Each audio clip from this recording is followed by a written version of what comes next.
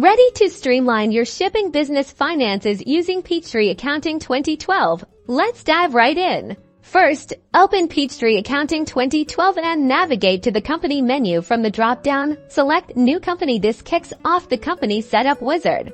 On the wizard's first screen, choose Build Your Own Company. This gives us absolute freedom. Click Next to proceed.